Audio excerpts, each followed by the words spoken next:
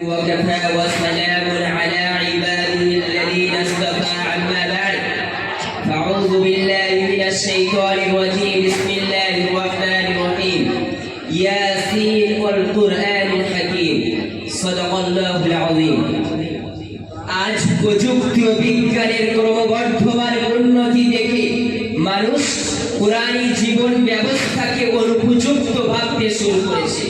তাই কোরআনের বৈজ্ঞানিক আলোচনার প্রয়োজন আছে বলে মনে হয়। তবে মনে রাখতে হবে, কোরআন বিজ্ঞান কিংবা দর্শনের কোনো গ্রন্থ নয়, বরং কোরআন হলো হিদায়াতের উজ্জ্বল মশাল।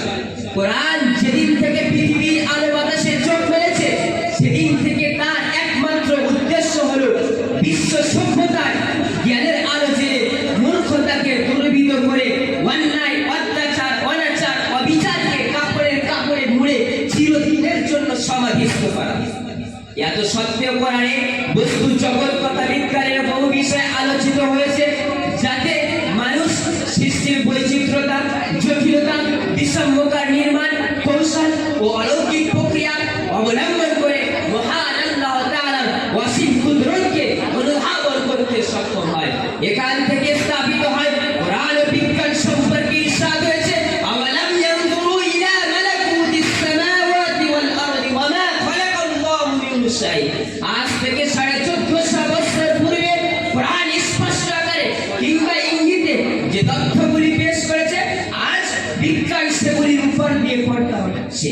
তাই বিজ্ঞানের নিত্য নতুন যতই আবিষ্কার হবে, বিজ্ঞান ততই কোরআনের কাছে নিচে আবদ্ধ হবে। কারণ বিজ্ঞান নিজের গবেষণার মধ্যে তথ্যের সত্যতা প্রকাশের জন্য চিরদিন কোরআনের মুখাপেক্ষী থাকবে।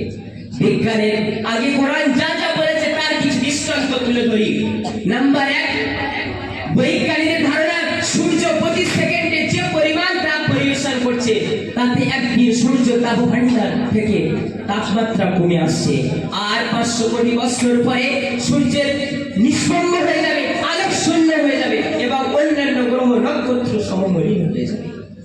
বিজ্ঞান তথ্য পেশ করেছে আজকেই, অথচ 7ম শতাব্দী থেকে কোরআন অনবরত ঘোষণা করে আসছে, ইয়াশামসু কুবিরাত ওয়া ইযান নুজুমু কাদারাত। যেদিন সূর্য নিষ্পন্ন হয়ে যাবে, আলোক শূন্য হয়ে যাবে এবং নক্ষত্র সমমলিন হয়ে যাবে। সুতরাং বিজ্ঞান যে 500 কোটি বছর বলেছে, এর কোনো নিশ্চয়তা নেই, আল্লাহই ভালো জানে। নাম্বার 2, 1880 সালে ব্রিটিশ বিজ্ঞানী হেনরি ফাউস দীর্ঘ গবেষণার পর একথা প্রমাণ করেছে যে বিশ্বের বুকে 2 ব্যক্তির ফিঙ্গারপ্রিন্ট অর্থাৎ আঙুলের অগ্রভাগের ছাপ কখনোই এক হতে পারে না। কারণ আঙুলের অগ্রভাগের সূক্ষ্মতা রেখাগুলি সকলের ভিন্ন ভিন্ন। তাই অপরাধীদেরকে শনাক্ত করতে বিশ্বব্যাপী পুলিশ ফোর্স ফিঙ্গারপ্রিন্ট ব্যবহার করে। 1884 সালে সর্বপ্রথম এই ফিঙ্গারপ্রিন্টের মাধ্যমে একজন খুনিকে গ্রেফতার করা হয়। তারপর থেকে এই ফিঙ্গারপ্রিন্টের গুরুত্ব এতটাই বেড়ে যায় যে আশ্চর্যের বিষয় হলো এটাই, বর্তমান বিজ্ঞানীদের দাবি একজন মানুষের ফিঙ্গারপ্রিন্টকে সামনে রেখে তার অনুপস্থিতিতে তার গোটা শরীরের ছবি দেওয়া সম্ভব।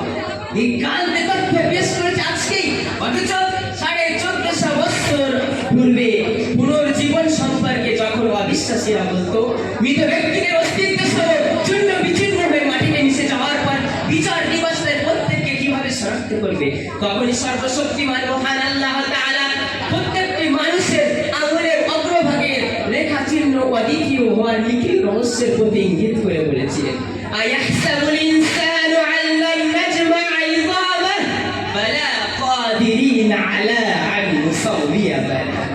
মানুষ কি মনে করে যে আমি তার অস্তিত্ব সমূহকে একত্রিত করতে পারবো না? কখনোই না, বরং আমি তো তার আঙুলের অগ্রভাগের সূক্ষ্মতা পর্যন্ত সুবিন্যস্ত ভাবে পুনঃস্থাপন করতেই বড়ই সক্ষম।